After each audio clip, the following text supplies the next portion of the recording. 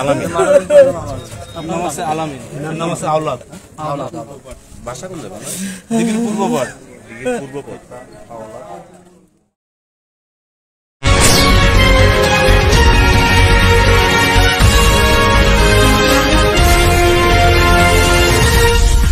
শান্ত খুলনা এখন অশান্ত হয়ে উঠেছে।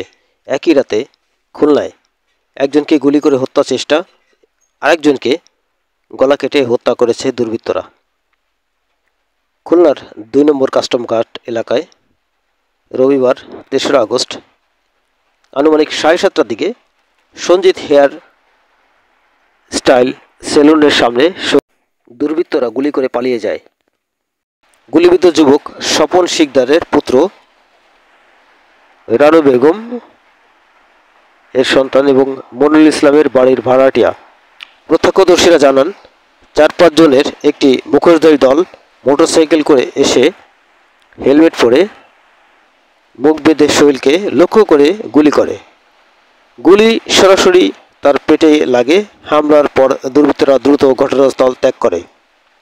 স্থানীয়রা তাকে দ্রুত উদ্ধার করে খুলনা মেডিকেল কলেজ হাসপাতালে ভর্তি করেন। বর্তমান তার চিকিৎসা চলছে এবং অবস্থার উন্নতি সম্পর্কে এখনও নিশ্চিত হওয়া যায়নি। এই ঘটনায় এলাকায় আতঙ্ক ছড়িয়ে পড়েছে। পুলিশ ঘটনাস্থল পরিদর্শন করেছে এবং তদন্ত শুরু করেছে। ঘটনার পিছনে পূর্বশত্রুতা না কি অন্য কোনো কারণ রয়েছে তা খতিয়ে দেখা হচ্ছে বলে জানান আইন শৃঙ্খলা বাহিনী। অপরদিকে খুলনার দৌলতপুর থানাধীন মৎস্যপাশা খানাবাড়ি এলাকায় মোটরসাইকেল চালিয়ে যাওয়ার সময় এক যুবককে গলা কেটে হত্যা করেছে দুর্বৃত্তরা। উক্ত ব্যক্তির নাম আলামিন। তিনি খানাবাড়ি দিঘির পশ্চিম পাড়ে বসবাসরত ছিলেন। ঘটনাস্থলে পুলিশের ঊর্ধ্বতন কর্তৃপক্ষ এবং দৌলতপুর থানা প্রশাসন পরিদর্শন করেছেন এবং ঘটনার বিষয়ে ইতিমধ্যেই তদন্ত কার্যক্রম শুরু করেছে।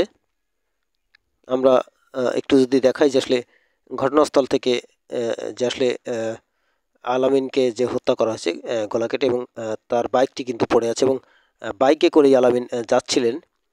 আসলে এই হত্যাকাণ্ডের ঘটনা কি সেটা এখন নিশ্চিত করে বলতে পারেনি কেউ।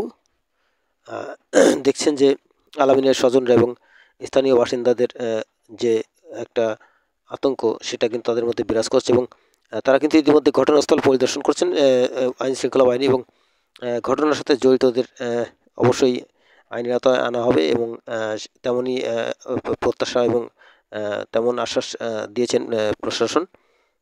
আইন শৃঙ্খলা বাহিনীর তৎপরতা এবং ঘটনার বিষয় এখন নিশ্চিত করে বলা যায়নি আসলে কী কারণে হত্যা করা হয়েছে। আলামিন দৌলতপুর যে মৎস্যপাশা এলাকা রয়েছে সেখানে মৎস্যপাশা এলাকার যে দিঘির পাড় সে দিঘির পাড়ের পশ্চিম পাশে তার বসবাস এবং সেখানেই হয়তো যাচ্ছিলেন তিনি মোটরসাইকেল যোগে এবং মোটরসাইকেল চালিয়ে যাওয়ার সময় কিন্তু আসলে এই হত্যাকাণ্ডের ঘটনা ঘটে এবং তাকে গলা কেটে হত্যা করে দুর্বৃত্তরা।